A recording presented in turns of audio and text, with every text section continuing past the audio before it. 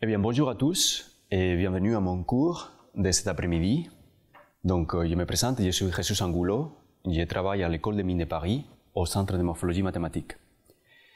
Et dans le cours d'aujourd'hui, dans la continuité de ce que Eladji Diop vous a déjà présenté, nous allons considérer les liens entre la morphologie mathématique et les équations de Hamilton-Jacobi. En particulier, cet après-midi, je voudrais aborder le rôle qui va jouer la convolution dans l'algèbre max-min, dans ce contexte-là, de la morphologie mathématique. Et nous allons aussi regarder en détail une sous-famille des équations de Hamilton-Jacobi. Alors, pour donner le contexte et vous rappeler ce que vous avez déjà vu dans le cours, je vous écris là, dans ce transparent-là, la notion des opérateurs qu'on appelle dilatation-érosion, de façon classique en morphologie mathématique. Vous allez reconnaître typiquement qu'il s'agit d'un opérateur qui fait intervenir une fonction f et une deuxième fonction b qu'on appelle la fonction structurante. Et donc, vous identifiez cette forme de convolution dans une forme d'algèbre différente de la conventionnelle. En fait, il est intéressant de comparer ce type d'opérateur-là avec celui de la convolution conventionnelle. Et donc, d'une certaine façon, ce qu'on fait, mutatis mutandis, c'est remplacer la somme, l'intégrale de la convolution par l'opérateur sup ou inf, et le produit entre la fonction et les noyaux de convolution par une somme ou une soustraction, dans ce cas-là, de la fonction structurante. Donc, on identifie que structurellement, on est dans le même type d'opérateur, mais cette fois-ci, on travaille dans une algèbre qui est différente à l'algèbre conventionnelle, qui est l'algèbre qu'on appelle max plus. Et pourquoi il y a deux opérateurs? Donc, vous avez bien compris qu'on parfois on utilise les supremum, d'autres fois on utilise les infimum. Et en fait, ces deux opérateurs-là sont naturellement liés par deux dualités différentes. Une dualité assez simple à identifier, qui est la dualité par complément, par la involution, c'est-à-dire si on définit pour toute fonction son complément, dans le cas plus général des fonctions à valeur réelle, simplement par les négatifs. La dilatation et l'érosion sont liés par cette généralisation de la notion de dualité booléenne, dans ce cas-là, pour les fonctions. Donc, si vous avez fait attention à mon slide précédent, vous aurez noté qu'entre la dilatation et l'érosion, il y a une transposition du rôle qui est joué par la fonction structurante. Dans un cas, on la translate et on la transpose. Dans l'autre cas, on la translate simplement à chacun des points de l'espace. Donc cette idée de transposition qui arrive d'un opérateur par rapport à l'autre, c'est ce qui fait apparaître ce chapeau sur la fonction structurante que vous avez là, lorsqu'on définit la dilatation de la fonction duale, on calcule le dual et c'est équivalent à avoir calculé l'érosion, bien évidemment avec cette transposition nécessaire entre les deux opérateurs. Et l'autre dualité qu'on a, c'est celle qu'on appelle en morphologie mathématique la dualité par adjonction. Et cela fait intervenir cette inégalité, ces deux inégalités qu'on a là. Donc c'est une forme de pseudo-inverse qui va lier les deux opérateurs, mais qui est simplement écrite de cette façon-là. Donc si on a une fonction f, une fonction g et une fonction structurante p, elles vont satisfaire, si l'un des opérateurs est une dilatation, l'érosion adjointe devra satisfaire cette équivalence. Dans les cas des opérateurs dans l'algèbre max plus, que je viens de vous montrer précédemment, on a les deux dualités qui sont satisfaites simultanément à simplement la transposition prête. Il s'agit des opérateurs qui agissent sur des fonctions, mais si vous êtes familier dans le contexte de l'analyse convexe, vous allez identifier aussi les liens ou la généralisation que ces opérateurs-là ont par rapport à la notion de somme de Minkowski et l'opérateur dual. Et donc la question qu'on peut se poser, c'est y a-t-il une façon de définir un lien beaucoup plus précis mathématiquement entre la somme de Minkowski qui est pour des ensembles et ces opérateurs-là qui sont définis pour des fonctions.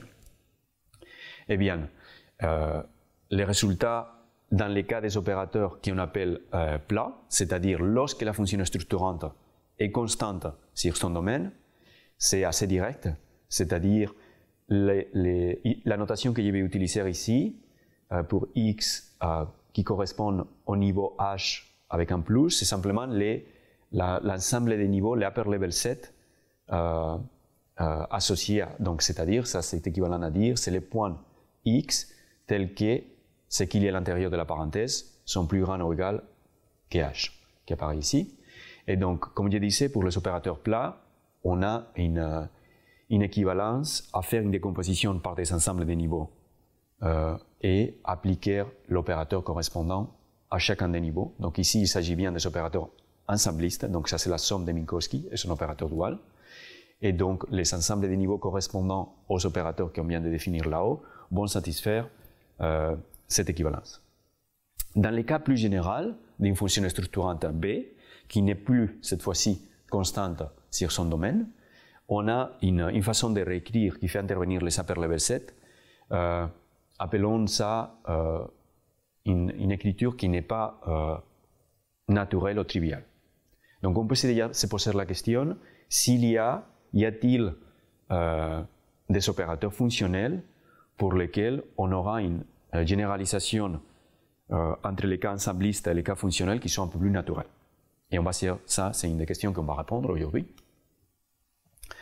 Et donc, quel est l'objectif, donc, de façon déjà un peu plus concrète de mon cours, après cette motivation initiale? Nous allons considérer une autre algèbre différente.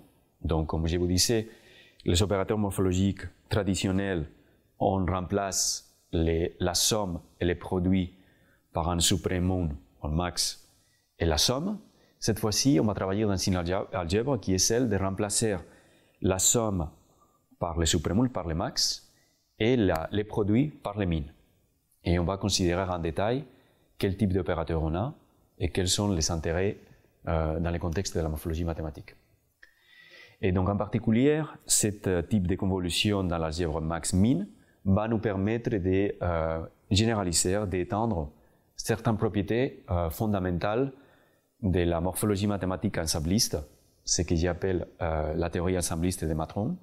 Donc en particulier, on aura cette fois-ci une commutation beaucoup plus naturelle avec les opérateurs ensemblistes lorsqu'on considère les ensembles des niveaux. On va pouvoir aussi considérer une généralisation de ce qu'on appelle l'axiomatique d'un certain semi-groupe qu'en morphologie mathématique on appelle granulométrie. Et puis quelque chose que je ne considérerai pas aujourd'hui dans mon cours, qui est celui de la notion de la capacité de choquer pour caractériser les ensembles aléatoires. Donc dans les cas concrets, on pourrait utiliser les opérateurs que je vous présenterai aujourd'hui pour généraliser la caractérisation des fonctions aléatoires.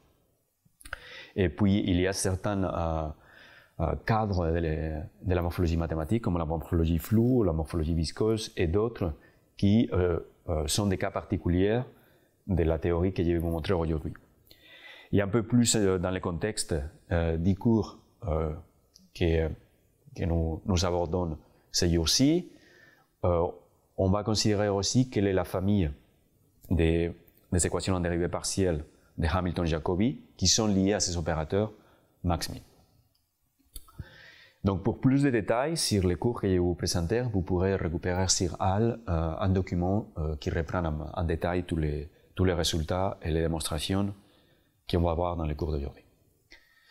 Eh bien, commençons donc par introduire cette nouvelle convolution qui fait l'objet du point de départ de la théorie qu'on développe. Alors, notre opérateur de départ sera celui-là, qu'on va appeler la max-min convolution. Et donc, cette fois-ci, mutatis mutandis, on va remplacer dans la convolution l'intégrale par le suprême et le produit entre la fonction et la fonction structurante par les infimum. D'accord? Donc, c'est notre opérateur initial.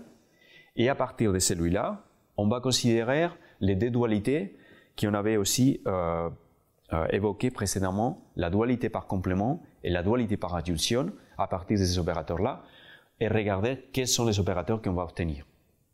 Et donc cette fois-ci, on n'aura pas, comme dans les cas précédents, simplement 2 opérateurs, on aura 4. C'est-à-dire, si on calcule l'adjoint de cet opérateur-là, on va obtenir donc un opérateur qui va faire intervenir à la place des supremum un infimum, mais par l'adjonction, on n'aura pas cette opération d'infimum qui apparaît là.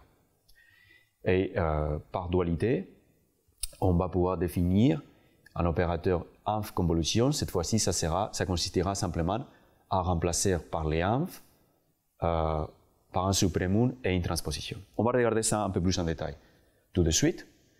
Donc, à quoi ressemble mathématiquement l'expression de ces 4 opérateurs que je viens d'évoquer? Donc, comme je disais, à partir de cette sub-min convolution, notre point de départ, on peut définir par dualité par complément ce qu'on appellera la inf-max convolution, et adjoint à chacun de ces 2 opérateurs-là, donc on aura les opérateurs que je vous montre là. Et pourquoi ces 2 opérateurs-là font intervenir une opération qui n'est pas les sub et les inf conventionnels. Et donc ça, c'est une des premières choses qu'on va regarder en détail. Donc les résultats à quoi ressemble cette expression, vous l'avez sur l'écran, mais on va regarder sur le tableau pourquoi on arrive à cette expression-là.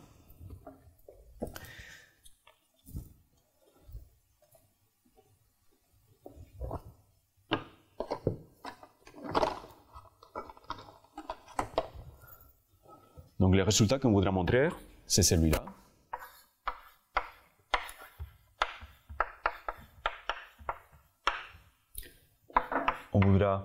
On va y revenir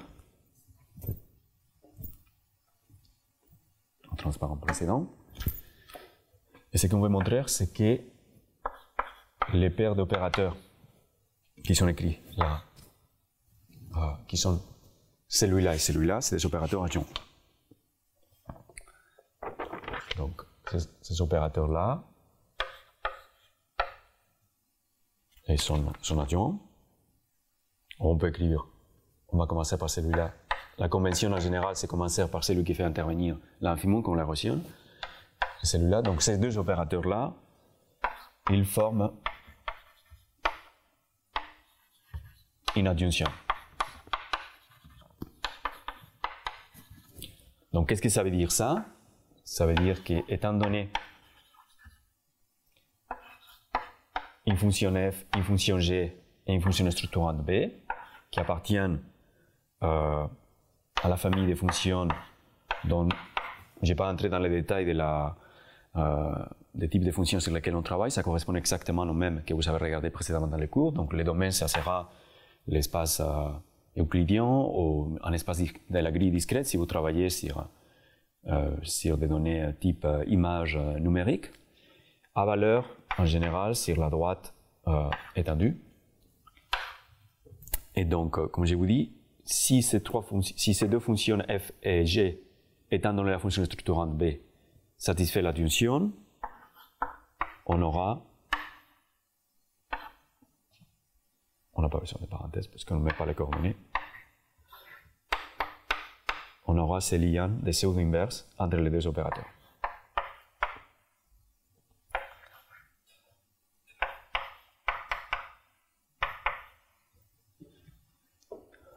Alors, c'est bien ça qu'on va montrer. Ce qu'on va montrer, c'est justement que si on part du premier opérateur, que je vous ai écrit là, il faut qu'on arrive à cette définition pour l'opérateur adjoint. D'accord? Et alors, pour montrer ça, on va commencer par un résultat intermédiaire qu'on aura besoin.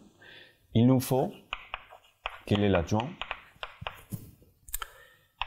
l'opération adjointe à l'opération infimum. Parce qu'on va devoir trouver cette... donc, on a besoin de ça. L'adjoint de l'opération minimum entre 2 valeurs, of 2 values. dans le cadre d'un trégie général ou dans le cadre d'un espace sur lequel on peut définir cette notion de minimum entre les deux. Donc, on va dire que si c'est un cas particulier de la notion d'adjonction à nouveau, donc, on a un triplet, donc dans la notation ici, il va utiliser S, T et alpha. Donc à partir de façon générale, on pourrait montrer ça pour un trégie complet. Ici, on serait dans le même cas, R étendu, comme je vous dis, on peut aller dans un cadre plus général. Et donc, ce qu'on veut montrer, c'est que, donc, ici c'est là où on va faire intervenir alpha m plus petit ou égal que S. À nouveau, on utilise la même. Et donc, c'est cette S alpha. Donc, c'est bien cet opérateur-là qu'il faut qu'on trouve. Et donc, on peut montrer très facilement donc, que c'est lui qui va satisfaire cette inégalité-là. Alpha, donc ça sera le plus grand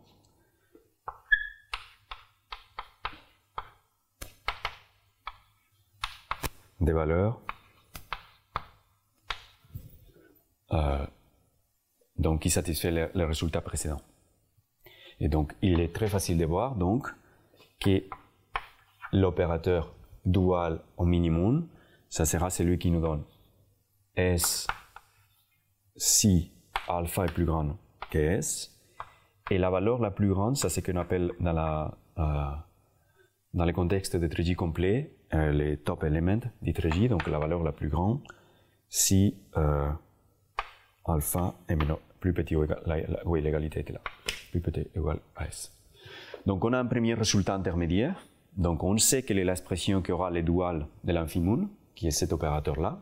Donc alors, maintenant on peut revenir, puisque ce qu'on voulait démontrer initialement, c'est à quoi ressemble l'adjoint de la max-min convolution. Donc la deuxième partie, ça serait de montrer. Donc, que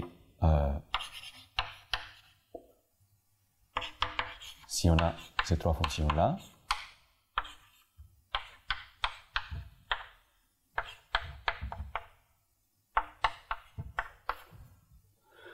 on a donc, on va partir de cette première inégalité qu'on a là. Donc là, on récupère simplement la définition.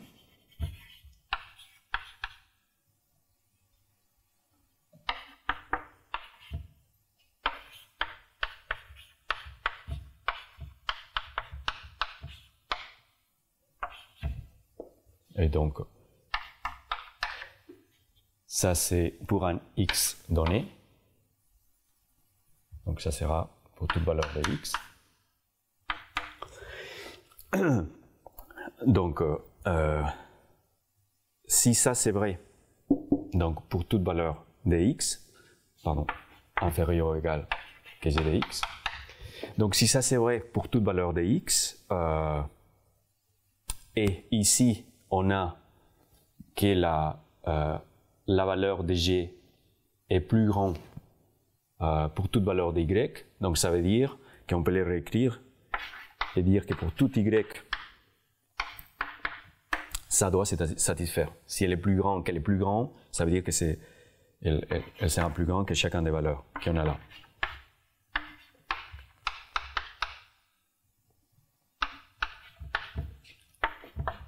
Donc ça c'est simplement lorsqu'on identifie les résultats par rapport au suprême. Donc maintenant on aura, et ça c'est pour tout x, bien évidemment, comme on était en train de se dire là, donc maintenant pour tout x qui est sur, et pour tout y qui appartient aussi au même domaine.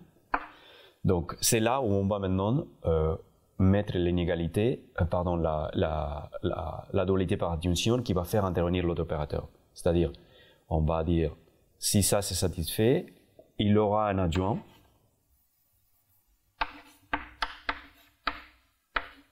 qui va satisfaire maintenant. Et c'est là où on va faire intervenir maintenant l'opérateur qu'on avait trouvé.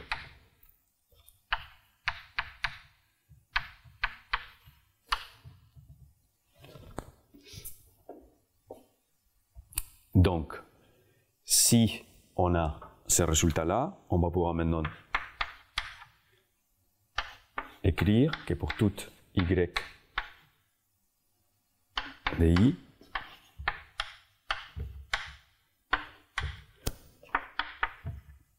donc si ça c'est plus petit que toutes les valeurs possibles, ça veut dire que sera plus petit que les plus petites valeurs. Donc on peut introduire cette fois-ci l'infimum.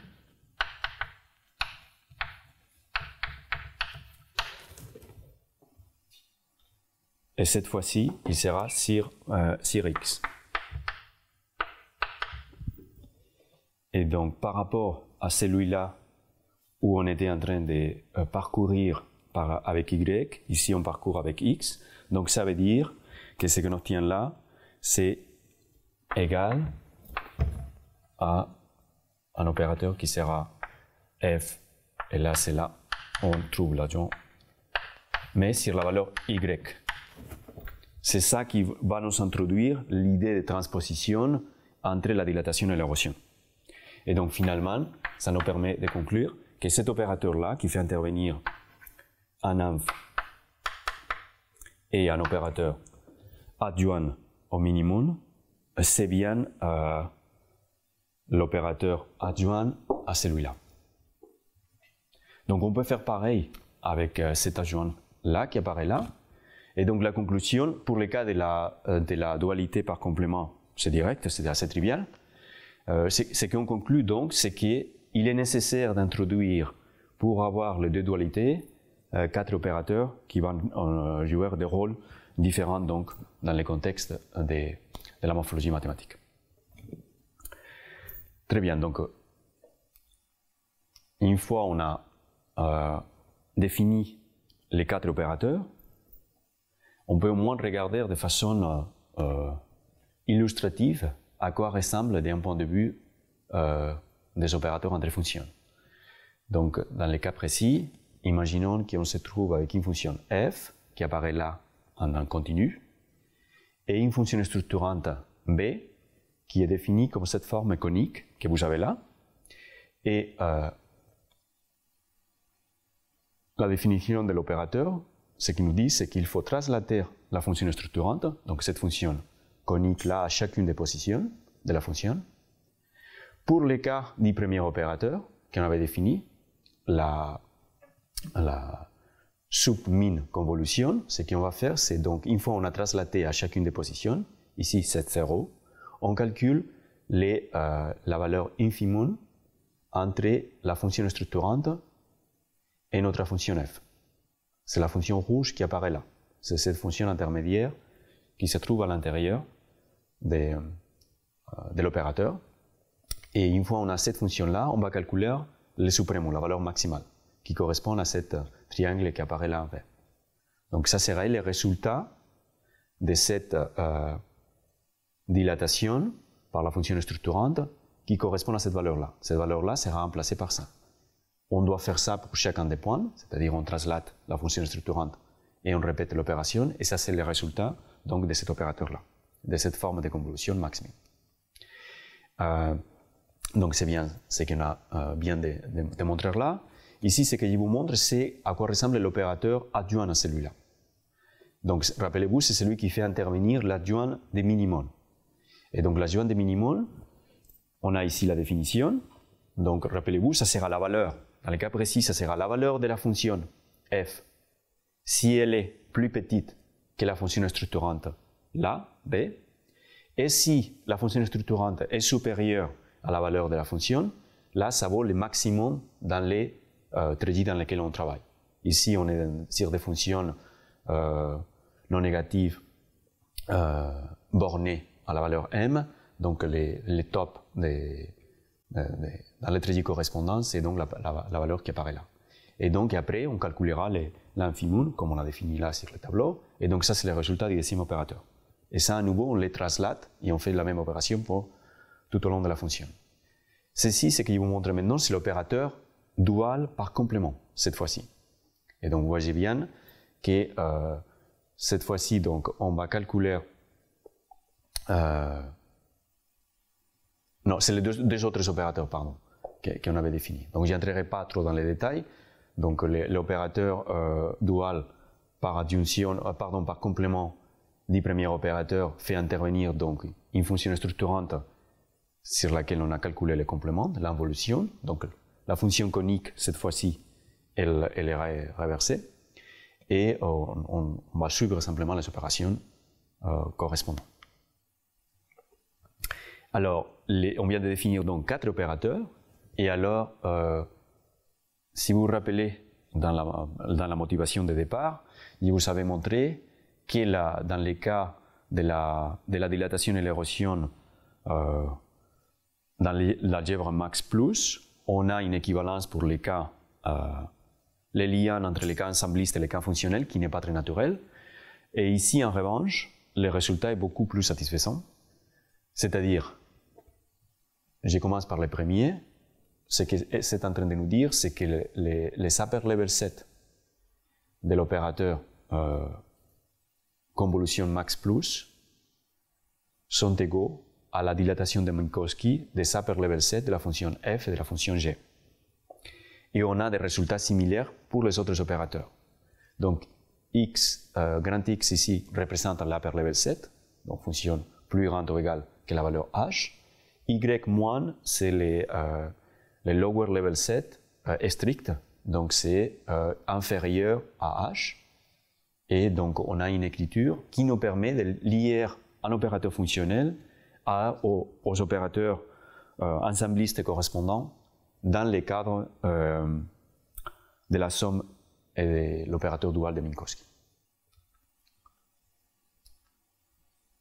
Donc il y a parce qu'il y a une équivalence entre les différents types de upper level set qu'on peut définir, donc on pourrait trouver d'autres expressions, mais ce qui nous intéresse initialement, c'est les 4 que je vous montre là. Alors, comment on arrive à démontrer ça? Donc là, je vous montre très rapidement le sketch de la démonstration. Donc, ce qu'on veut regarder, c'est à quoi correspond l'upper level set de cet opérateur de convolution max-min. Donc, comme je vous dis, l'upper level set, c'est simplement l'opérateur fonctionnel pour chacun des points qui soit plus grand ou égal à h. Donc, on peut ensuite identifier et on va très vite se rendre compte quel opérateur qu'on fait pour chacun des valeurs. Donc ici, c'est un suprême, donc à nouveau, si ça c'est vrai pour le maximum, pour le suprême, ça sera vrai pour chacun des y qui apparaît là. Donc c'est le même résultat qu'on avait utilisé précédemment. Donc une fois on a réécrit de cette façon-là, et par l'équivalence, donc ici, ce qui nous montrerait, ce qui nous manque pour réécrire de cette façon-là, c'est savoir que l'upper level set de l'infimum, de minimum, ou de quelques fonctions, c'est égal à l'intersection des upper level set correspondants.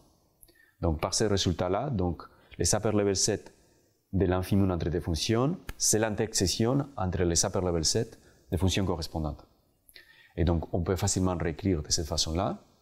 Et une fois on a utilisé ce résultat-là, on va se rendre compte que cet infimum avec la translation correspondante, c'est justement la façon où on va définir la somme de Minkowski des upper level set correspondants.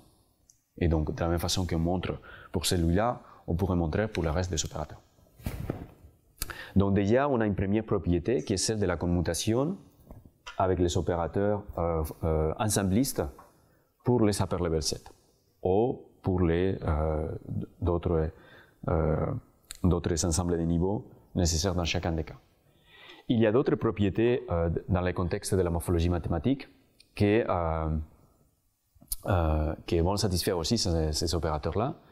Donc, je n'entrerai pas trop dans les détails, on est dans les contextes et dans les cadres classiques de la morphologie mathématique, c'est-à-dire ils vont être des opérateurs monotones par rapport à l'ordre, c'est-à-dire des opérateurs croissants.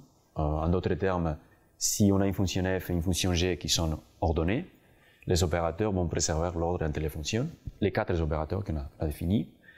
Il y a certains résultats qui sont intéressants dans le contexte de l'optimisation, donc le fait qu'ils vont préserver les extrêmes de la fonction. Et après, on a une propriété d'abord de distributivité, c'est-à-dire l'opération qui est faite sur le suprêmum d'un ensemble de fonctions est équivalente à faire l'opération pour chacune des fonctions et ensuite calculer le suprêmum. Donc on commute dans ce contexte-là, c'est pareil pour les 4. Et après, on a une autre propriété, cette fois-ci une propriété d'associativité, qui est liée à la composition des opérateurs par différentes fonctions structurantes. Et donc ce résultat-là, ça veut dire que si on applique l'opérateur à la fonction f avec une fonction structurante B1 et le résultat avec une fonction structurante B2, c'est équivalent à avoir appliqué l'opérateur sur la fonction f après avoir au préalable l'appliqué aux fonctions structurantes B1 et B2. Donc en fait, ce résultat-là, cette associativité-là, est le point de départ pour considérer le contexte des semi-groupes. Y a-t-il certaines fonctions structurantes, certaines familles de fonctions structurantes, qui lorsqu'on compose, vont donner lieu à des semi-groupes qui sont intéressants dans le contexte de la morphologie mathématique. Et pour ça, donc, on va considérer les cas d'une fonction structurante maintenant bien précise, que j'appellerai la fonction structurante canonique. Donc ça consiste simplement à définir cette fonction-là. Donc ici on a la norme, c'est la fonction conique qu'on avait vue précédemment, donc avec un paramètre d'échelle lambda qui apparaît là. Donc on est en train de déformer cette fonction conique selon ce paramètre-là, qui est donc simplement la norme de la coordonnée. Alors on peut montrer facilement que si on considère la dilatation dans l'algèbre max-min d'une fonction structurante conique avec paramètre lambda par une fonction structurante avec un paramètre mu, le résultat donc c'est une fonction structurante avec un paramètre lambda plus mu. Donc on a un semi-groupe additif par rapport à ce type de fonction structurante conique. Et donc ça veut dire que si on revient, permettez-moi de revenir à la slide précédente, donc la composition qui apparaissait ici maintenant devient un cas de semi-groupe. On a des résultats particuliers dans ces semi-groupes-là lorsque la norme qu'on utilise là, la métrique qu'on va utiliser, c'est L infini. Dans ces cas-là, ce qu'on a, c'est ce qu'on appelle une séparation dimensionnelle, c'est-à-dire pour chacune des coordonnées de x, on aura la propriété des semi-groupes qui se fait de façon indépendante pour chacune des coordonnées.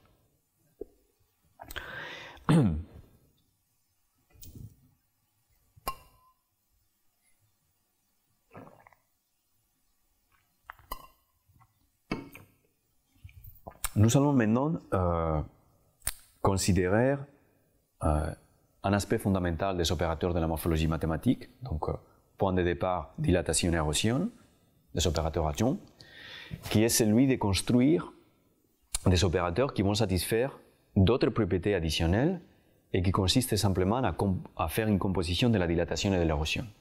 C'est ce qu'on appelle la morphologie, les ouvertures et les fermetures.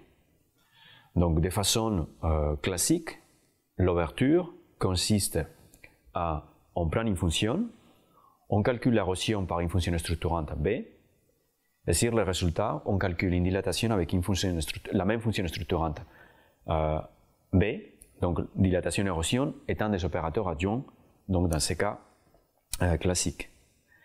Dans le contexte qu'on aborde aujourd'hui, où on a 4 opérateurs, le principe sera le même.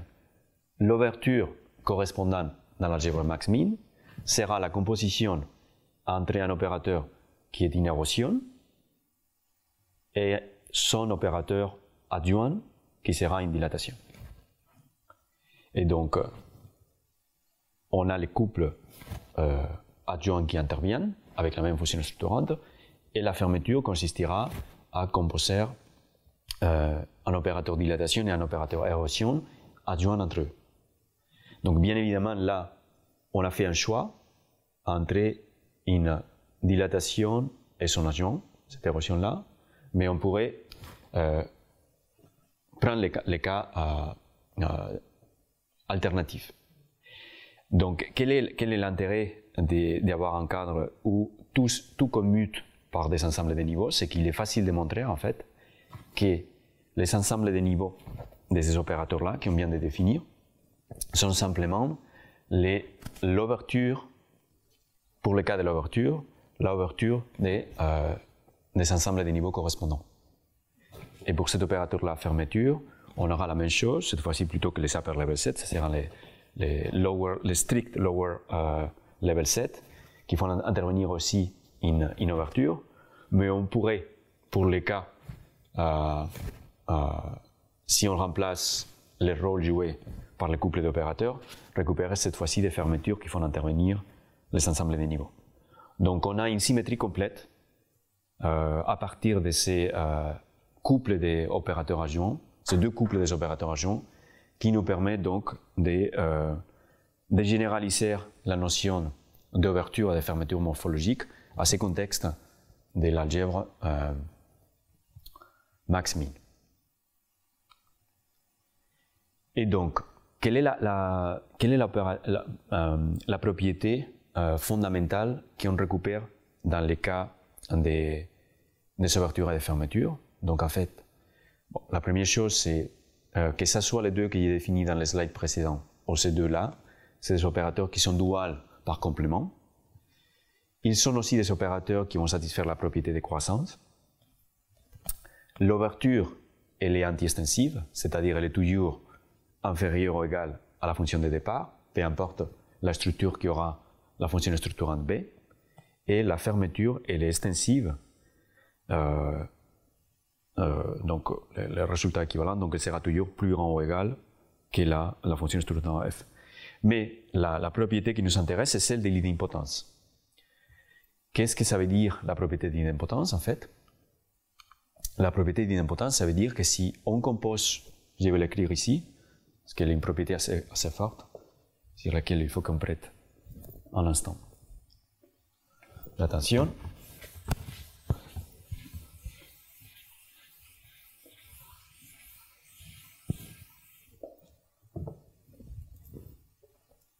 Donc je vais l'écrire pour la fermeture,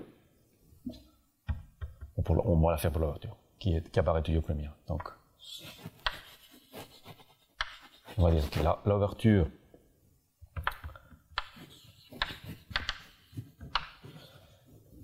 définie à partir de cette adjonction qu'on avait, donc on va faire les SNA. À partir de cette adjonction-là, donc qui est l'opérateur qu'on avait dans les slides précédents,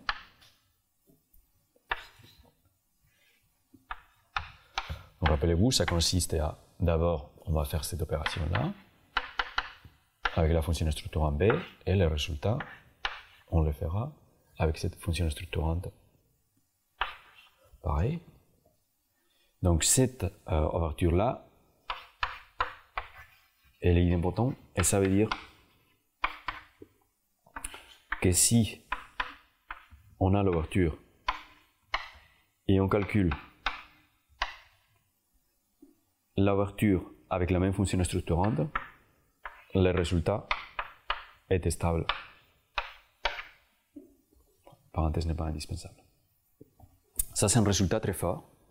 Donc cette fois-ci, on se rend compte donc que l'itération de cet opérateur-là ne fera pas changer le résultat. Donc on a immédiatement un point fixe lié à cet opérateur, et ce n'est pas le cas de la dilatation et de l'érosion.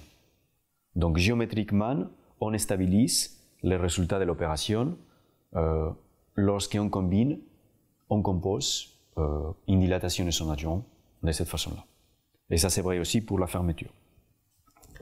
Donc c'est cette propriété d'idempotence qui est fondamentale dans le cadre de du filtrage morphologique. Alors, intimement lié à cette propriété d'idempotence que je viens de vous décrire là, il y a une idée aussi assez forte dans le contexte des ouvertures, qui est celle de ce qu'on appelle les granulométries, ou une forme de semi-groupe un peu particulière liée aux granulométries. Donc là, je vous montre un résultat, je vous donne un résultat général, et après on va considérer les cas qui nous concernent. Donc, étant donné une famille d'ouvertures, donc ça, on est dans le contexte des opérateurs ensemblistes, donc qui font intervenir la somme de Minkowski et l'opérateur dual. Donc, si on compose une ouverture, donc ici, on composait une ouverture avec la même fonction structurante. Je vous disais, ça ne change pas. Ici, en revanche, la composition d'une ouverture avec un paramètre qui va dépendre d'un certain paramètre lambda 1, suivi de la première lambda 2 suivi de lambda 1, ou peu importe avec lesquels on démarre, le résultat, c'est une ouverture où les paramètres de l'ouverture, c'est le suprême entre les deux. Donc, si ça c'est le cas, si on a une famille d'ouvertures qui satisfait ça, par exemple les ouvertures plates que je viens d'évoquer là, on a ce qu'on appelle donc une granulométrie qui est définie par la famille d'ouvertures avec ces paramètres lambda qui apparaît là. Et cette propriété très forte, vous voyez là, donc c'est une espèce de semi-groupe dans lequel la composition n'est pas additive.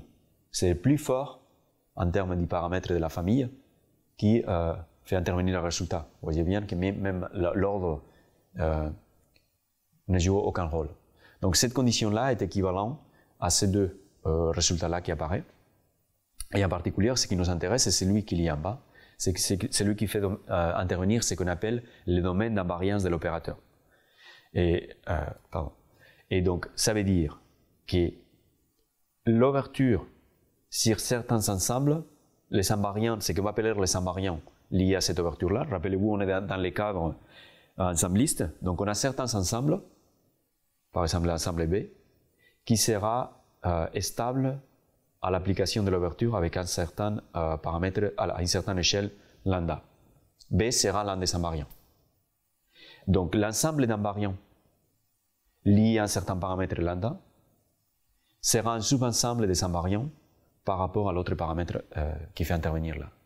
Donc on a un ordre entre les domaines d'invariance des différents opérateurs, et c'est cet ordre-là qui nous permet de récupérer cette semi-groupe par soupe entre la composition des ouvertures. Et après, on a, si on se place de façon déjà particulière sur un domaine pour les opérateurs qui est celui de l'espace euclidien, ce qu'on appelle une granulométrie euclidienne, c'est celle qui va être compatible avec les homothéties, c'est-à-dire appliquer une ouverture avec un certain paramètre lambda sur la fonction, c'est équivalent à avoir appliqué une certaine ouverture à une échelle 1 sur une fonction sur laquelle on va faire une homothétie dans l'espace, et après on remet le résultat avec l'homothétie inverse à celle-là.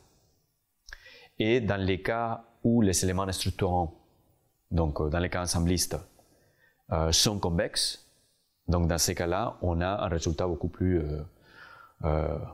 précis et dans lequel la granulométrie sera simplement donc les homothétiques de cet ensemble convexe B de départ.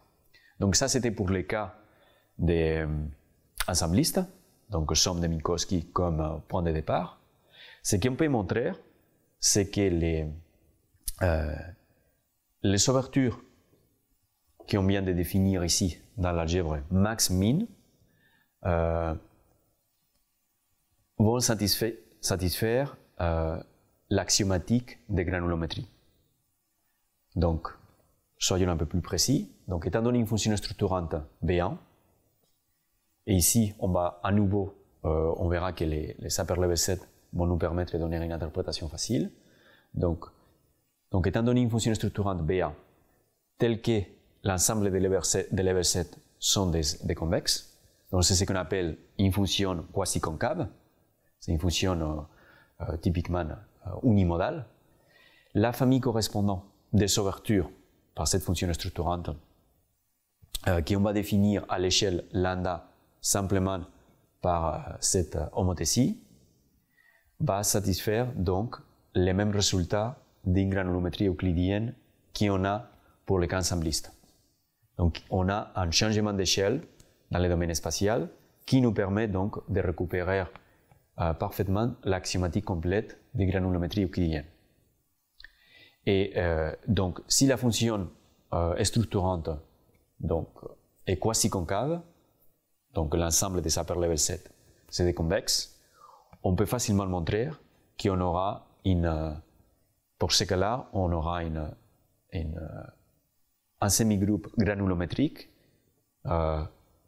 qui fait intervenir donc les échelles lambda 1 et lambda 2, qui sera des homothétiques des ensembles convexes liés aux upper level set.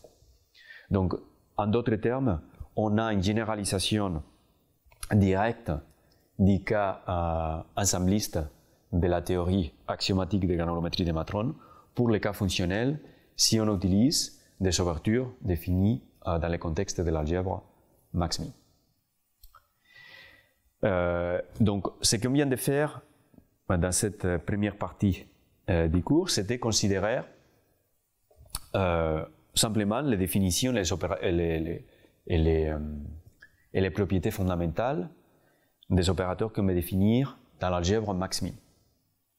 Et à partir de ça, on a déjà aussi identifié quelle est ce qu'on avait appelé la fonction structurante canonique. Rappelez-vous, c'est celle qui fait intervenir une fonction conique, donc une fonction concave qui dépend d'un paramètre de forme lambda ou échelle.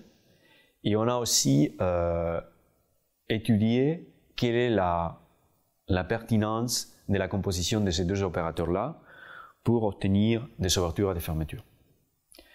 Dans cette deuxième partie, ce qu'on va considérer maintenant, c'est quelle est la famille d'équations de Hamilton-Jacobi qui sont liées à ces opérateurs-là.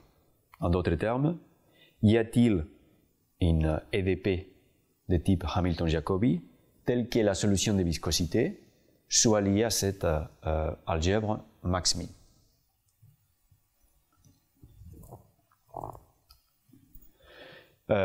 Donc, dans les cours précédents de cette semaine, Eladji Diop vous a déjà montré quel est le lien qu'il y a entre une famille d'équations de Hamilton-Jacobi qui sont de ce type-là, c'est-à-dire on a Hamiltonien qui va dépendre du gradient de la fonction et potentiellement de la coordonnée x de la fonction. Donc c'est des équations qui jouent un rôle très important en physique et en contrôle, mais aussi en morphologie mathématique. Donc, à nouveau, le Hamiltonien dépend de la différentielle de la fonction u. Donc si on considère les problèmes de Cauchy associés à cette EDP, et en particulier, on a déjà pris un Hamiltonien qui est celui de la norme au carré, et la condition initiale, c'est une fonction f de x. Il est extrêmement bien connu que les solutions de viscosité, c'est-à-dire celles qui vont satisfaire la théorie de l'arc de Lyons, sont simplement dans les cas où on a les signes positifs. Ici, donc, on a des possibilités, un signe plus ou un signe moins. Donc, dans les cas des signes plus, c'est que la solution à l'instant t, on a la dilatation de la fonction avec une fonction quadratique, une fonction parabolique, avec un paramètre, avec une échelle t de cette façon-là. Donc ça, c'est la dilatation dans l'algèbre max plus qu'on a bien évoqué au départ de notre cours aujourd'hui. Et si on prend les signes moins, dans le contexte de ce problème de Cauchy, donc ça fait intervenir cette fois-ci une érosion avec la fonction structurante dual à celle-là. Donc ça c'est, disons, ce qu'on appelle l'EDP morphologique canonique, c'est celle où les Hamiltoniens, c'est la norme du gradient au carré. On a beaucoup de variations qu'on peut étudier à partir de ça, que vous avez déjà considéré dans les cours. Et donc, l'idée à retenir, c'est que c'est une dilatation. Donc, les solutions de viscosité de ce TDP, avec ce Hamiltonien qu'on vient d'évoquer, c'est bien la dilatation et l'érosion par une fonction structurante qui a cette forme-là, paraboloidale. Donc, la question c'est, y a-t-il un résultat similaire pour des formules donc, qui vont ressembler dans la théorie de Hamilton-Jacobi, des équations de CDP de Hamilton-Jacobi. Ça, c'est ce qu'on appelle la solution de viscosité qui apparaît là. C'est ce qu'on appelle généralement les équations, enfin, les expressions de Hopf, Lax et Oleinik. Donc, maintenant, pour ce qui nous intéresse aujourd'hui, ce qu'on va faire, c'est considérer une équation de Hamilton-Jacobi où les Hamiltoniens, cette fois-ci, dépend de la différentielle, donc du gradient de la fonction et de la fonction elle-même. Donc ça sera U et ddu qui vont être à l'intérieur du Hamiltonien. Et alors, dans l'état de l'art de ces théories de premier ordre, des équations de Hamilton-Jacobi de premier ordre, on a aussi des solutions de viscosité. Alors, dans les cadres précédents, c'est-à-dire lorsque les Hamiltoniens ne dépendent que du gradient de la fonction, les Hamiltoniens doivent satisfaire certaines propriétés qui ressemblent un peu à ce que je vais vous montrer ici pour ce cadre-là. Donc, en fait, ici, il y a des fois le signe plus.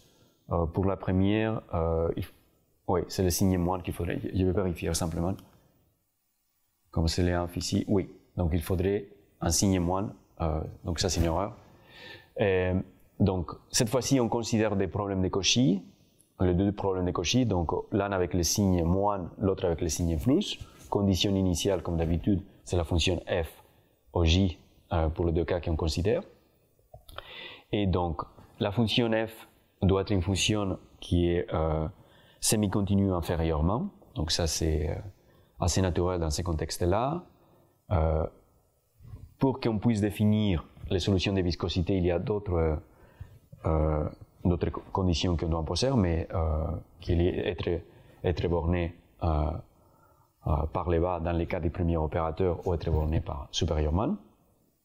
Et alors, les propriétés qui vont satisfaire les Hamiltoniens, donc qui ont deux paramètres cette fois-ci, gamma et p. Donc, c'est d'être, les Hamiltoniens doivent être des fonctions continues. C'est des fonctions qui sont non décroissantes dans les premiers, dans gamma, pour toute valeur p. Et donc, les premiers, dans les cas des signes moins, les Hamiltoniens doivent être convexes.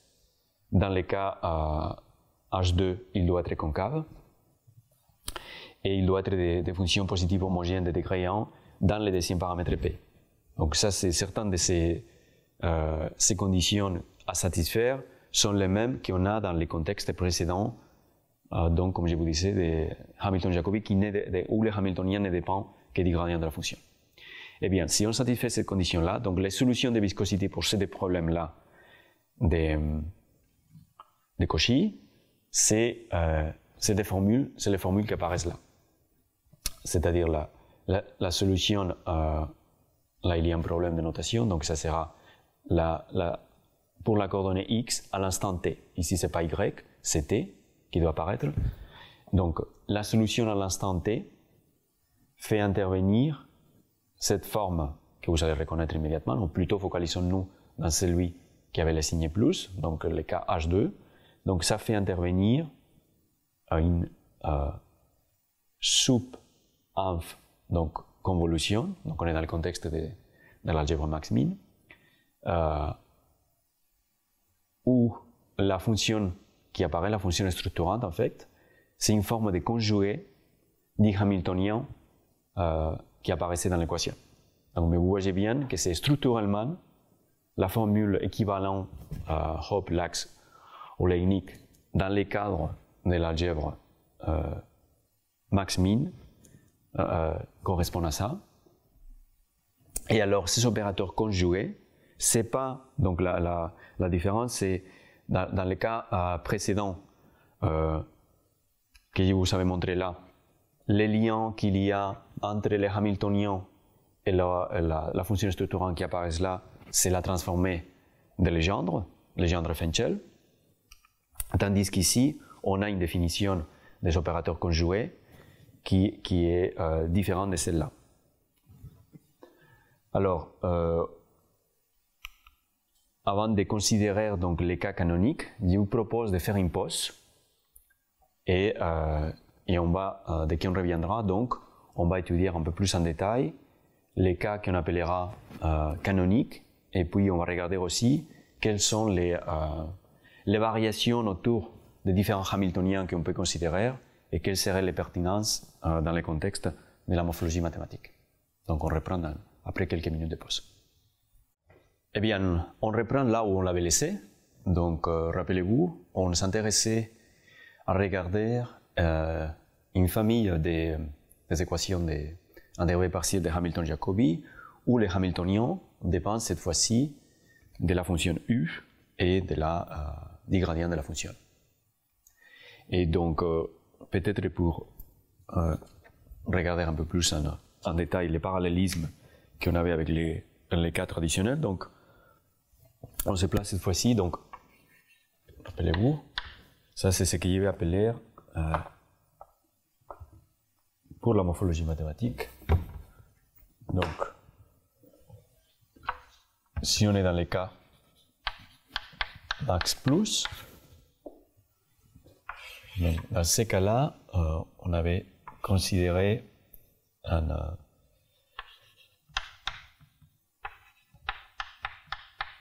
problème de Cauchy qui est celui-là. Et donc ici, on a un Hamiltonien qui va dépendre du gradient de la fonction. Donc ça, c'est les cadres qu'on appelle canoniques. Donc ici, c'est ça qu'il voulait. On a un demi, ça nous aide avec la transformée de Legendre Fenchel pour définir les duals de celui-là. Et donc, pour ce problème-là, les solutions de viscosité correspondantes.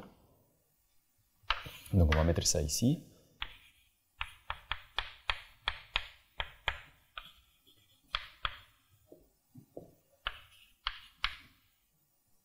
Donc, dans le domaine où ça soit défini, ou Rn, si la fonction de définition Rn. Donc, on a f de y moins 2t lorsqu'on prend le signe plus.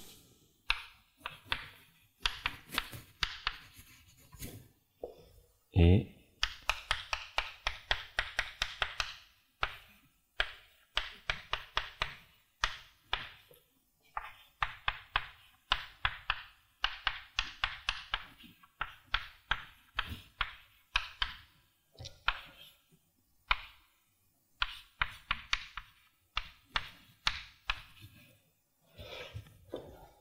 d'accord?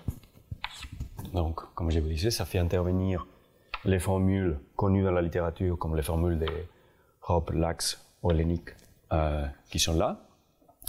Et donc, comme on arrive à ça, donc ici, il y a un rôle important qui est joué par la transformée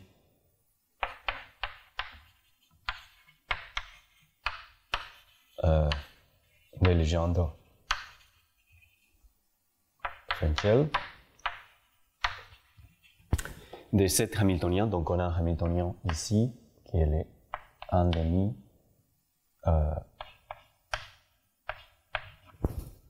de la norme au carré, et c'est celui-là qui va nous donner lieu après à une préservation de la forme du Hamiltonien, donc dans le cas général. Ok? Donc,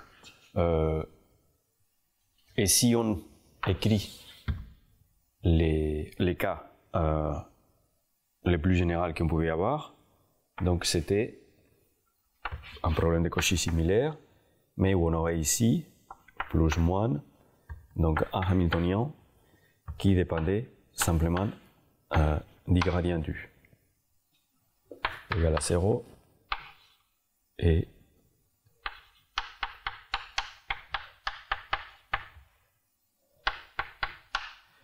donc ça c'est un cas particulier par rapport à ces problèmes-là, et à nouveau l'idée donc c'est si le Hamiltonien va satisfaire certaines propriétés, on va pouvoir récupérer des formules similaires où on utilisera la transformée de Legendre Fenchel de ces Hamiltoniens. Donc cadre max plus. Et donc ici, ce qu'on était en train de regarder, c'est le fait qu'on va remplacer, donc on va se placer maintenant dans un cadre qui est max min, et nos équations à dérivée partielle, ou les problèmes de Cauchy déjà, si on veut, équivalent, donc cette fois-ci, et on va l'écrire tout d'abord pour le cas général. Donc on a un Hamiltonien, comme on apparaît là, signé plus ou moins. Pourquoi j'utilise là Hamiltonien 1 et 2? C'est parce que les propriétés qui doivent satisfaire, l'un doit être convexe et l'autre doit être concave. Donc imaginons que H va satisfaire pour les signes correspondants ce qu'il faut. Et donc ici, ça va dépendre de U et du gradient de U. Problème de Cauchy. Et donc, ce qu'on peut obtenir comme généralisation similaire à celle-là, c'est des solutions de viscosité, où, cette fois-ci, on va utiliser la convention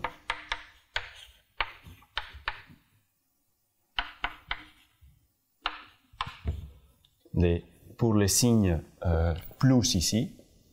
Donc notez bien que ça c'est pour plus lorsqu'on a déplacé les Hamiltoniens à l'autre côté de l'équation.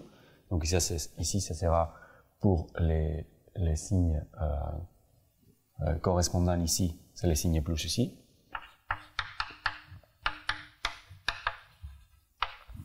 Donc on a f de y, et ici on aura les soupes de cet Hamiltonien conjugué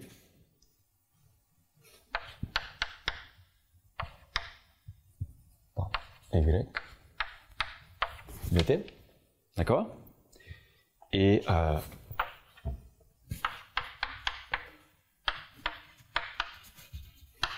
pour le signe moins, donc on aura une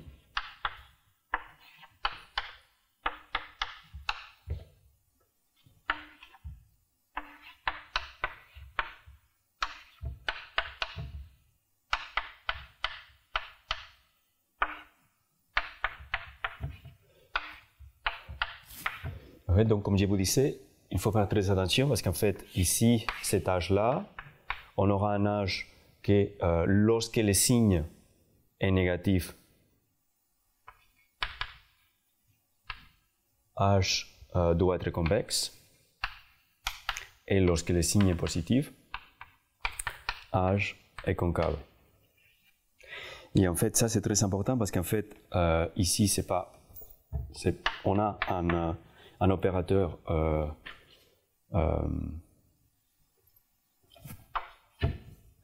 qui va lier les conjugués correspondants. Ça va dépendre aussi de si on est dans le cadre concave ou convexe pour les Hamiltoniens. Et donc, quelles sont les expressions des conjugués? Donc, ils apparaissent dans les transparences suivantes. Ça, on n'a pas besoin de les réécrire à cet stade. Donc, comme je vous disais, très attention, on a des conjugués qui font intervenir donc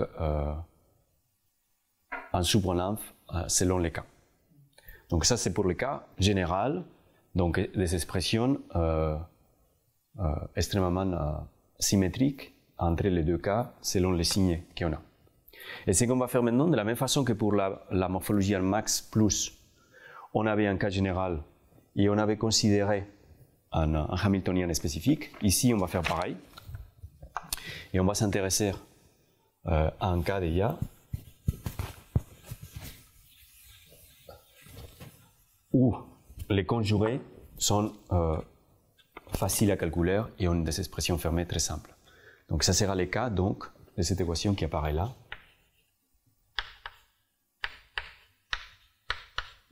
Donc cette fois-ci, vous voyez que on a la norme correspondante. Ou ce qu'on peut faire déjà, c'est pour avoir le même type d'expression qu'on a là. Donc c'est plus et moins. Et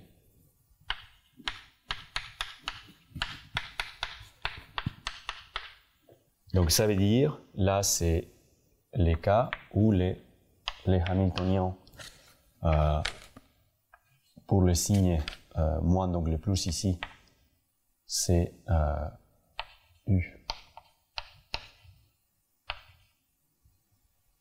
gradient de U, ou H2, que ça sera le même qu'on a à un signe P.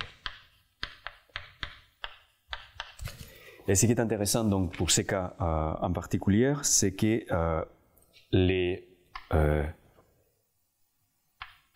Hamiltoniens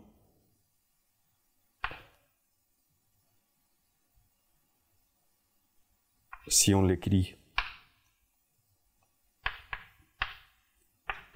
de façon générale, donc ce qu'on est en train de voir là, c'est simplement gamma et P remplace U et gradient de U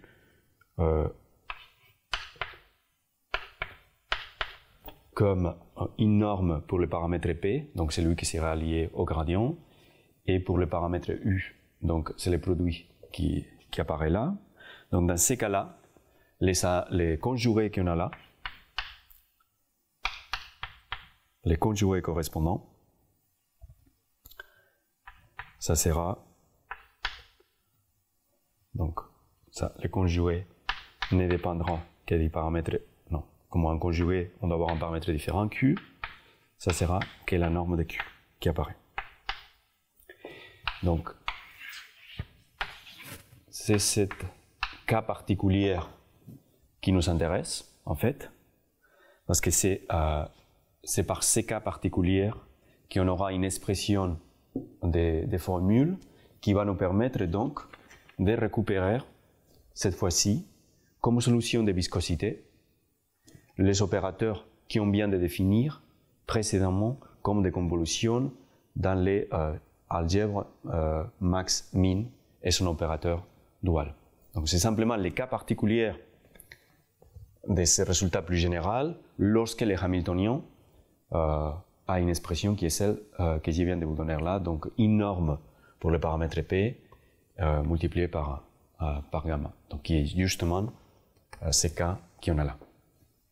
Donc on récupère, donc comme solution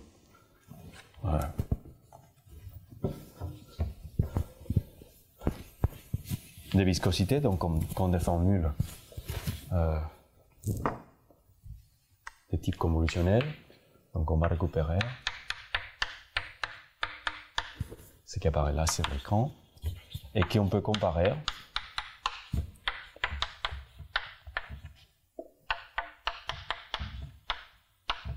paramètre P selon les signes.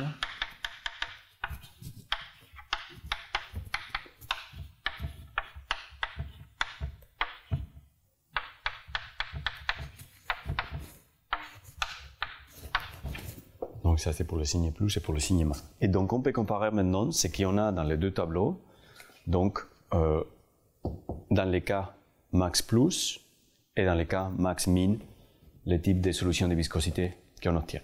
Pour les cas qu'on appellerait canoniques, c'est-à-dire les DP la plus simple qu'on pourrait proposer, la norme au carré pour les cas des Hamiltoniens qui ne dépendent que du gradient, ou les produits entre la fonction et la norme correspondant, donc pour le paramètre qui fait intervenir les gradients. Donc un parallélisme assez complet entre les deux mondes selon le type de Hamiltonien qu'on a.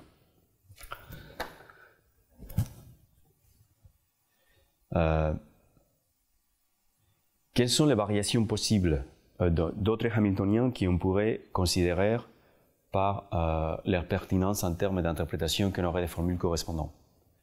Donc, évidemment, il est facile de voir. Donc, si à la place d'avoir simplement la fonction U qui multiplie la norme du gradient, on a un paramètre alpha, le résultat des solutions de viscosité, ça sera la dilatation en max-min ou l'érosion en max-min avec une fonction structurante conique, mais cette fois-ci, les paramètres d'échelle, T, est déformé donc, par cet paramètre alpha. Donc le paramètre alpha multiplicatif qui apparaît dans les Hamiltoniens, il apparaît comme un paramètre multiplicatif dans les paramètres de temps d'échelle. Deuxième cas particulier, donc ça veut dire on pourrait remplacer cet alpha-là par un paramètre qui varie dans l'espace, un alpha x, et donc on aura une fonction structurante qui intervient, où la forme conique qu'elle aura va dépendre donc de cette fonction qui pourrait être donc inhomogène dans l'espace. L'autre cas en général qui est intéressant, c'est si on considère donc dans les cas de ce type de famille en max plus, ou lorsque les Hamiltoniens ne dépendent que du gradient, si on prend on s'intéresse en général à l'effet qu'il y a prendre une norme un peu plus générale, donc plutôt qu'avoir la norme au carré comme on avait ici, on pourrait la norme LP, ou une puissance là, donc plutôt que la norme LP, c'est qu'on fait c'est une puissance de là, remplacer les deux par quelque chose de supérieur à 1. Et dans ces cas-là, donc, on a un effet qui apparaît dans la fonction structurante. Dans les cas similaires ici, l'effet qui apparaît, donc, c'est par les opérateurs conjugués qu'on a considérés là, ce qu'il apparaît, donc, c'est une puissance qui est 1 sur P lorsqu'on met P. Et les temps aussi, donc l'échelle aussi est mise à l'échelle. Donc ça, c'est déjà deux cas assez simples à voir. Et on peut considérer, je vais écrire dans les tableaux, d'autres cas qui sont aussi intéressants. Donc ça, on peut déjà effacer.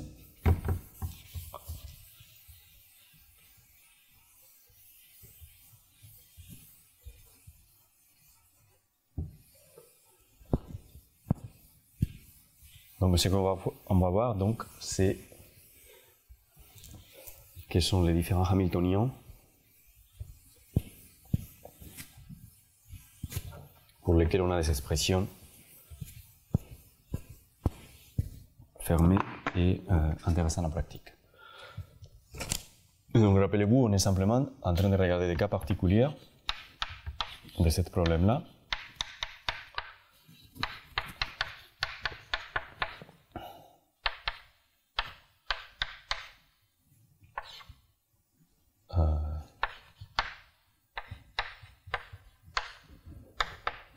Okay. Donc ce qu'on a regardé déjà, donc c'est le cas où les Hamiltoniens il est égal à U norme L2, le gradient de U. Et donc là on a récupéré, donc j'écris ça simplement pour les cas de la dilatation. Donc ce qu'on a récupéré donc, comme solution de viscosité, c'était la dilatation dans notre notation, donc ça c'est ce qu'on appelle la fonction structurante conique qui dépend d'un paramètre T. Donc c'est cette. Rappelez-vous, CDT en fait c'est donc c'est une fonction qui dépend de la coordonnée X. Donc cette fonction là c'est simplement la norme de X sur T. Donc on a les cas qu'on a considérés précédemment, donc, et après on était en train de considérer les cas où on a alpha U gradient de U, et là on a donc une solution où la multiplication, donc ça va faire faire intervenir ces paramètres. Après, on a regardé aussi les cas qui apparaît là, c'était les cas où on a u à la puissance p, toujours la norme. Et là, ce qu'on a vu, c'est qu'il y a en effet, cette fois-ci, une fonction structurante qui, cette fois-ci, va dépendre de ce qu'on appelle, on va l'appeler pt. Donc ça ne dépend que du paramètre t, et on aura donc cette fonction structurante qui va intervenir, donc c'est 1 sur p, temps 1 sur p, la mise en échelle. Et donc là, je voulais montrer un ou deux autres cas particuliers, c'est le cas où le Hamiltonien maintenant sera par exemple, donc là on était en train de regarder ça, donc on aura un paramètre alpha aussi, mais cette fois-ci ça sera, on va faire comme ça sera alpha plus u, donc ici ça multiplié, ici on va aller faire la somme là, comme d'habitude on aura la norme du gradient, et dans ces cas-là, ce qu'on a comme solution, donc ça sera cette fois-ci, donc je vous l'écris là, on aura comme solution de viscosité qui est dilatée avec une fonction structurante. On va utiliser le paramètre alpha t, et donc cette fois-ci la fonction structurante alpha t dx, c'est une fonction qui a cette expression là, donc c'est alpha, ça sera alpha moins la norme x sur t qui intervient là. Donc l'effet multiplicatif se transpose ici à l'échelle, tandis que cette fois-ci l'effet additif sur les Hamiltoniens se transpose aussi dans la fonction structurante. Okay? Donc ça nous permet soit que la fonction structurante soit déformée dans sa forme par le paramètre alpha qui apparaît là, soit qu'elle soit décalée par ce paramètre-là, cette fois-ci dans les domaines vertical de la fonction. Et donc ça donne déjà une boîte à outils assez complète sur la famille qu'on pourrait utiliser pour disons, les équations en dérivée partielle sur lesquelles on pourrait tenter d'avoir des solutions de viscosité qui nous intéressent dans le contexte de la morphologie mathématique. Donc ça, on va l'utiliser dans la dernière partie de mon cours. Et un dernier point sur lequel je voulais insister, pour lequel on n'a pas de transparent, donc je vais l'écrire au tableau. C'est le cas où on a cette fois-ci une EDP qui fait intervenir simultanément un Hamiltonien qui est concave et un Hamiltonien qui est convexe. D'accord? Donc les cas généraux, ça serait celui-là. Donc imaginons maintenant qu'on a un Hamiltonien H, donc qui dépend comme d'habitude, on a dit un début.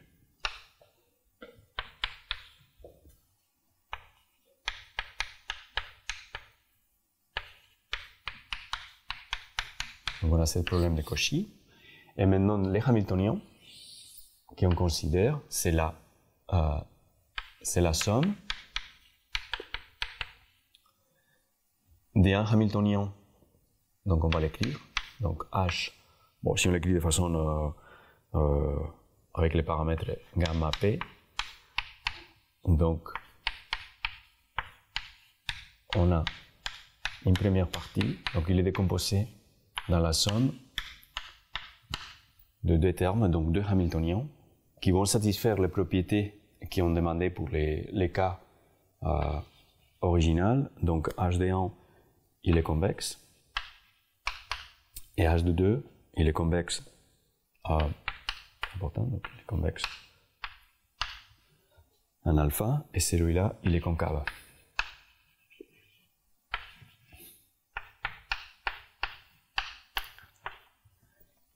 Et donc dans ces cas-là, si on a c'est hamiltonien qui est défini par la somme des deux, la solution correspondante des viscosités, ça sera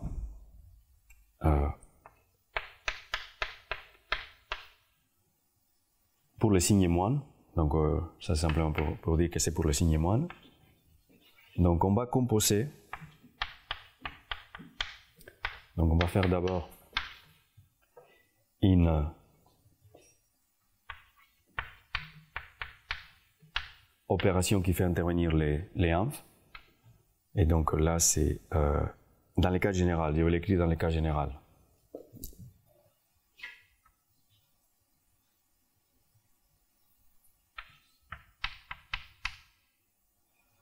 Là, il faut faire très attention maintenant avec les coordonnées. Parce qu'une fois, on va les faire en Y, une autre fois, on les fera en Z.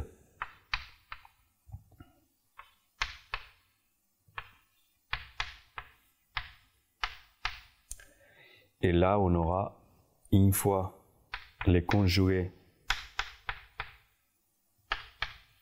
du hamiltonien qui est convexe avec un soupe, et ici, ça sera avec un amph pour donc celui-là. Rappelez-vous, on a un conjugué différent selon les signes, selon le fait qu'on est convexe ou concave, en d'autres termes, pour le cas précis qui nous intéresse.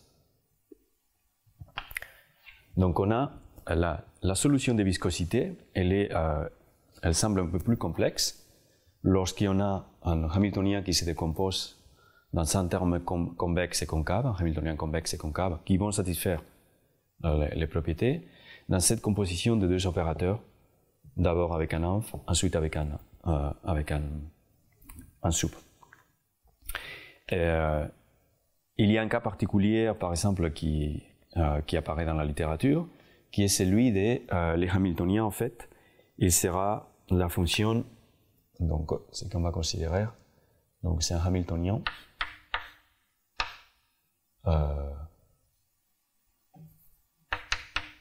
qui est défini par les sinus hyperboliques de U, gradient de U.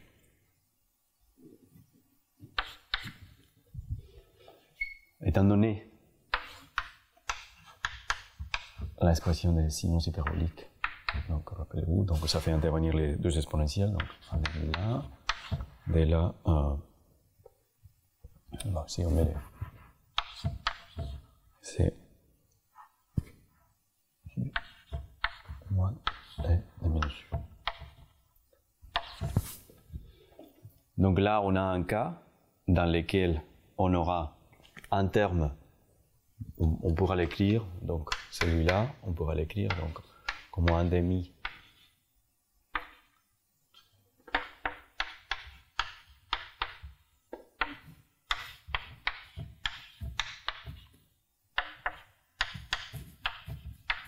on peut l'écrire de cette façon-là, et donc c'est un cas particulier de ce cas général qui est montré là, et donc les conjugués dans les cas précis, on a aussi une expression pour le conjugué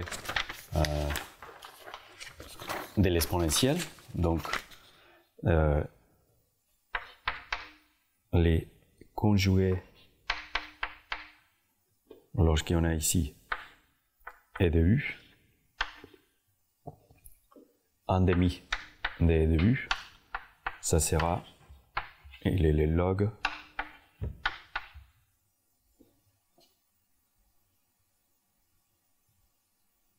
des log de U.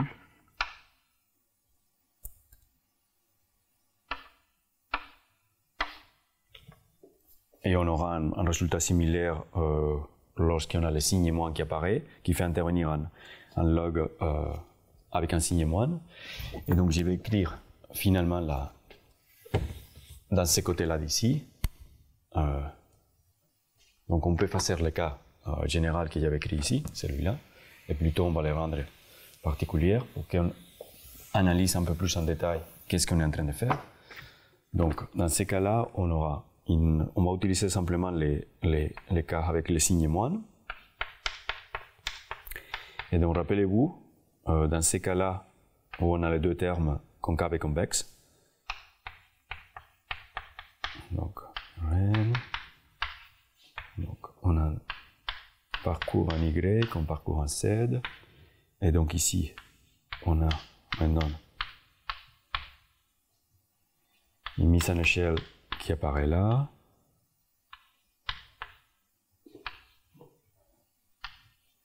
C'est ici, on a les logs.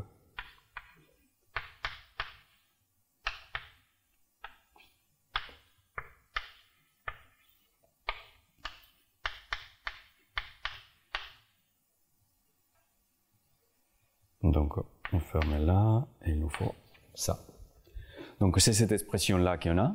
On intègre un Y, un Z dans cet opérateur-là. Et en fait, si on repère quels sont les opérateurs individuels qu'on compose, il est facile de voir en fait que cette solution de viscosité, lorsque les Hamiltoniens en termes convexes et concaves, et dans le cas précis on a une expression correspondant pour chacun, c'est bien prendre la fonction, d'abord faire une dilatation avec une fonction structurante, donc un max-min avec une fonction structurante que je vais appeler RLT, je vous l'écrirai tout de suite.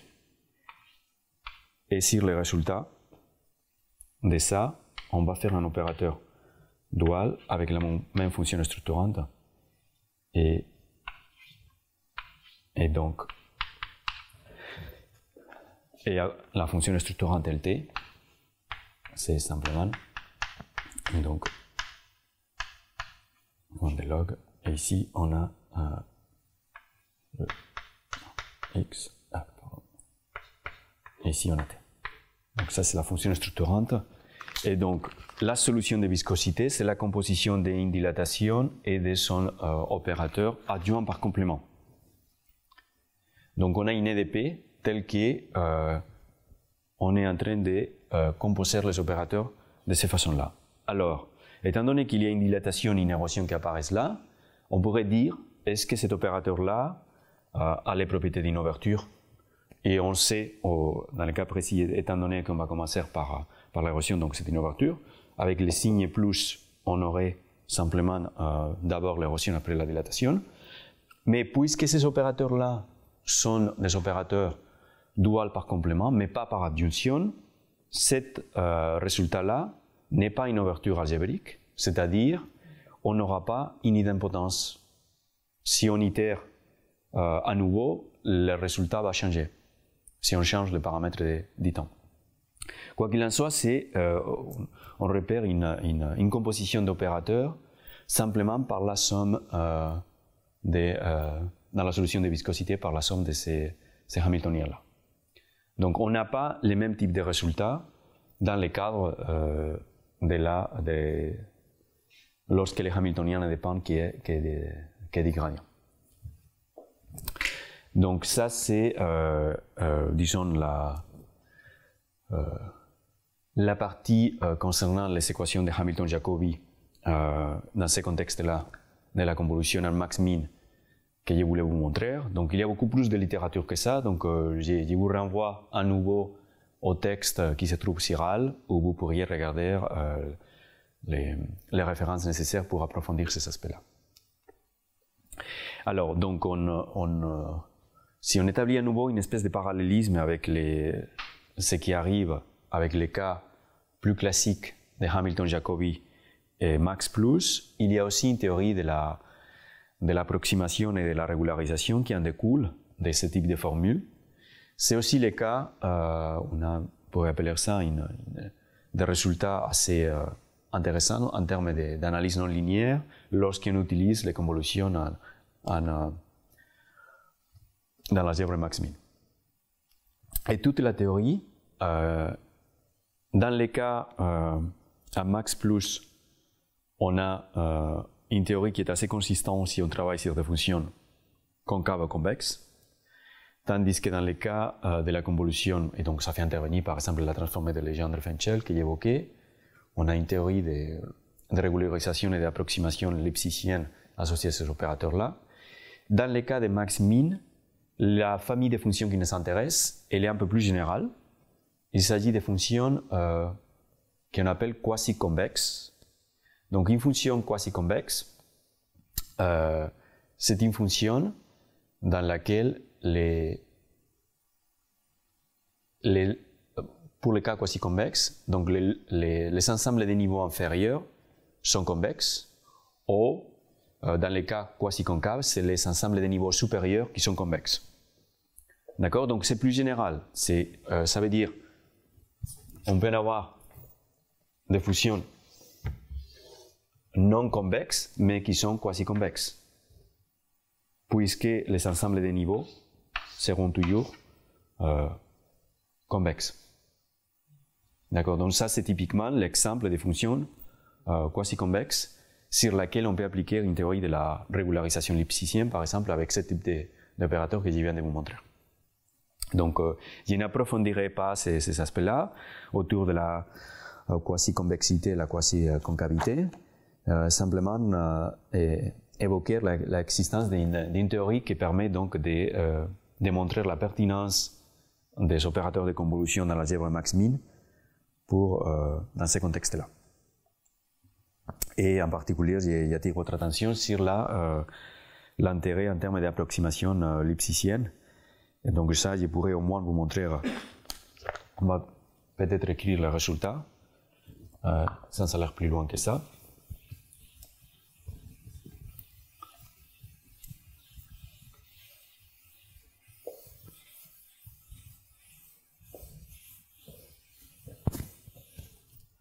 Donc un résultat typique de cette théorie-là, ça sera le suivant. Donc la proposition est là. Donc si on a donc, la proposition, donc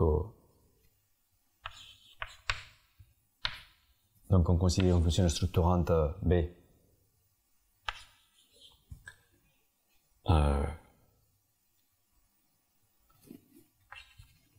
une fonction structurante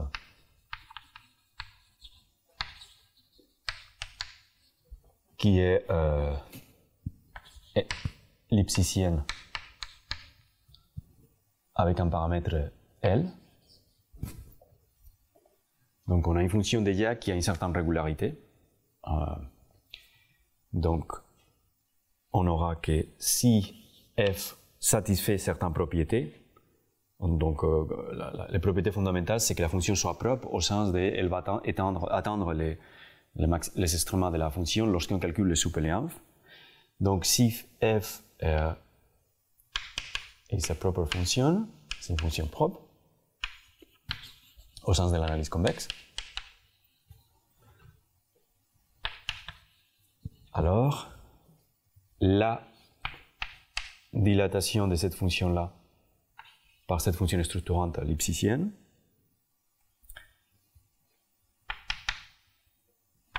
elle devient donc une fonction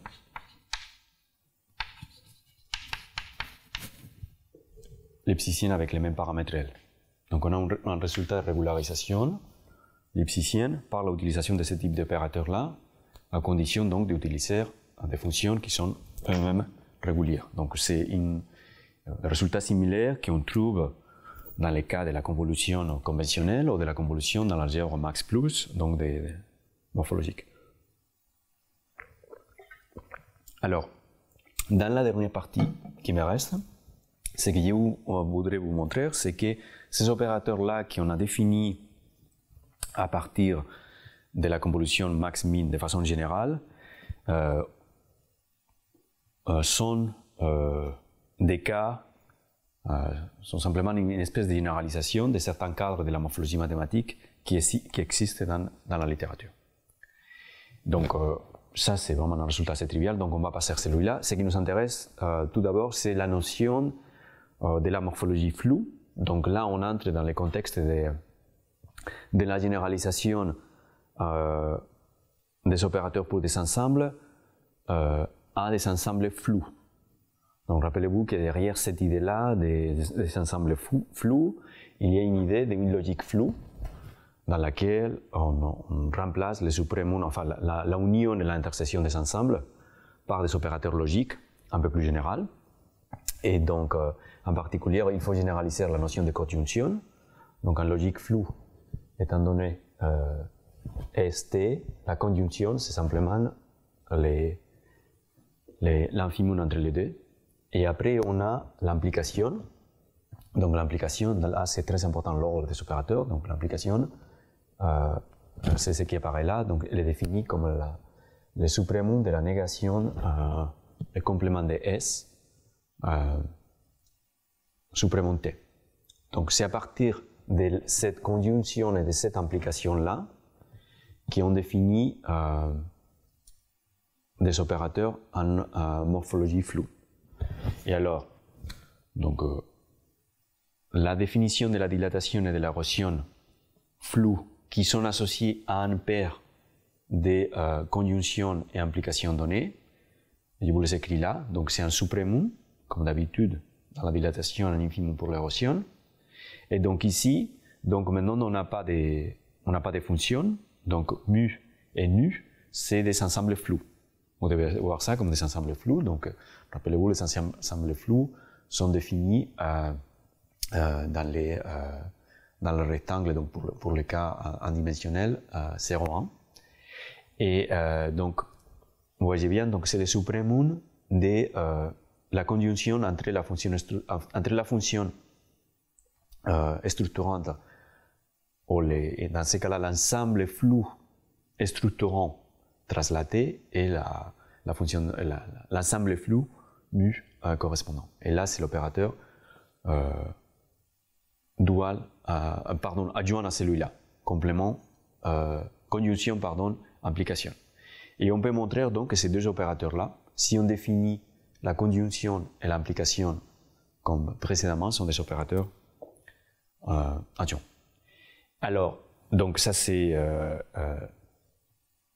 un cas, donc comme je vous disais, je vous avais montré un cas d'une conjonction ici et d'une implication qui correspond à une forme de logique floue particulière, c'est des Gödel-Brouwer. Donc, conjonction, je vous ai dit, c'est les mines entre les deux. Implication adjointe, correspondant à celle-là, c'est ce que je vous écris là. Et si vous vous rappelez de la façon où on avait défini l'opérateur adjoint au minimum au début de notre cours, ça correspond exactement à cette expression-là. Et donc ça et ça, ce seraient des opérateurs adjoints. Et il est facile de voir qu'il y a une autre...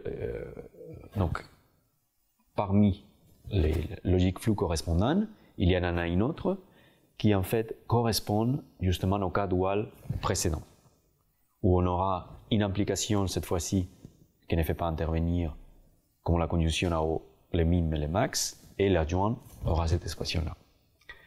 Et alors, si on identifie les termes correspondants et on les place dans le cadre des opérateurs qu'on avait vus précédemment, donc là, les opérateurs dilatation et érosion dans la logique floue de Gödel-Brouwer sont justement les opérateurs dilatation en max-min et son opérateur adjoint qu'on a défini.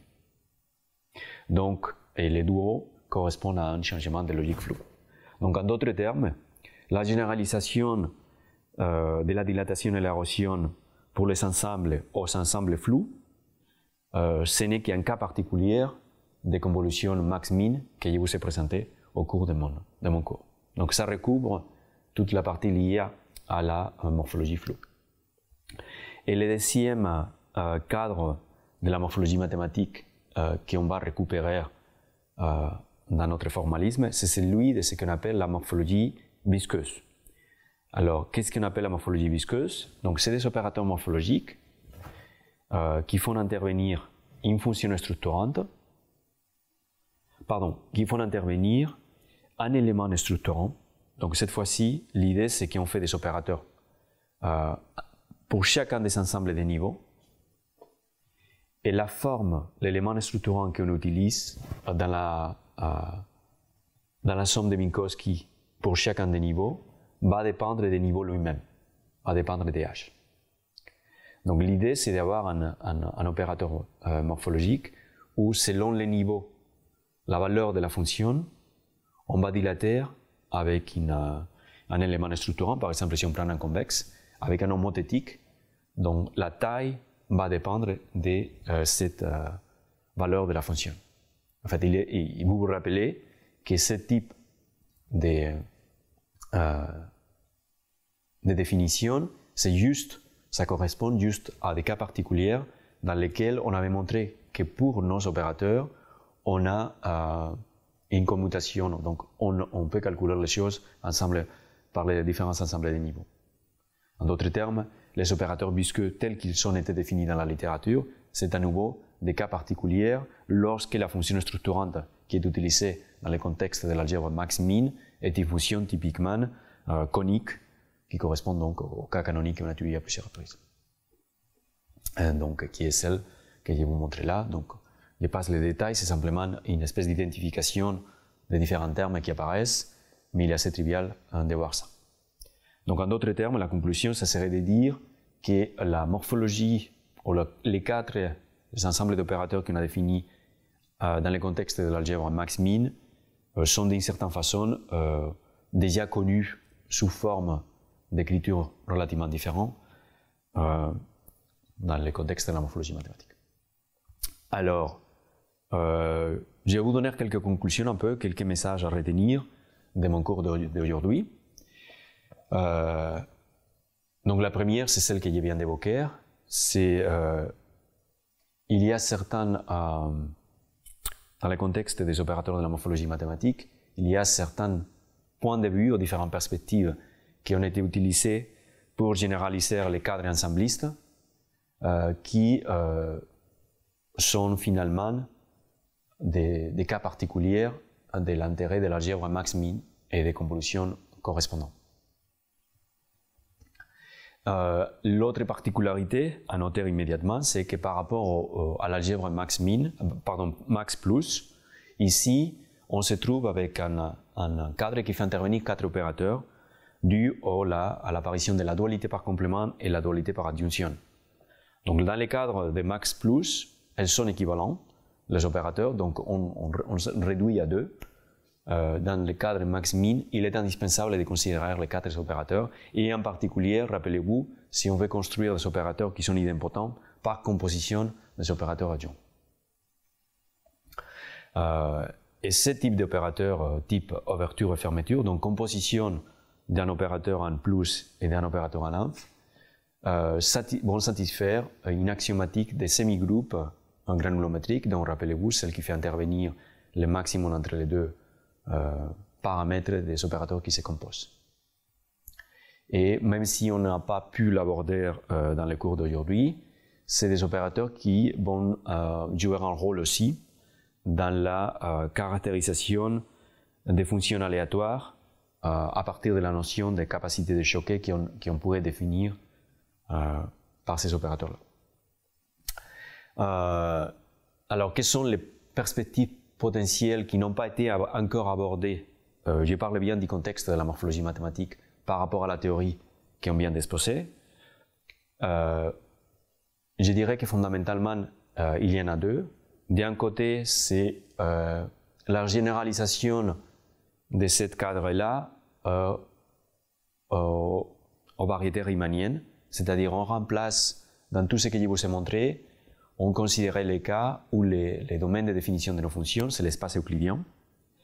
Il y a tout intérêt à regarder comment on peut définir quels sont les géodésiques correspondants qui font intervenir les Hamiltoniens correspondants dans les cas riemanniens. Et l'autre aspect peut-être fondamental aussi à regarder, c'est donc entre là je vous montre l'expression de l'érosion en max plus, l'expression de l'érosion en max min. Donc vous voyez bien un signe plus, un signe sub ici. Donc on pourrait très bien généraliser là et remplacer les plus ou les sub par une norme monotone qui fait intervenir donc ces deux termes-là. Et donc typiquement, si on prend le cas des normes de Minkowski à paramètre P, donc ça sera une norme de ce type-là. Et donc on récupère que l'érosion, c'est le cas avec le signe plus simplement du cas Minkowski P égale à 1. Les sub qu'on a là, c'est le cas simplement P égale à infini. Donc on a toute une possibilité de regarder si on peut trouver des propriétés pertinentes dans les cas où on se trouve entre les plus et les sub. Y a-t-il une famille de, par exemple, des équations en dérivée partielle de Hamilton-Jacobi qui pourrait être liée à ce type de, dont la solution de viscosité pourrait être liée à ce type de normes-là. Et avec ça, je vais conclure le cours d'aujourd'hui. Donc, je vous remercie de votre attention.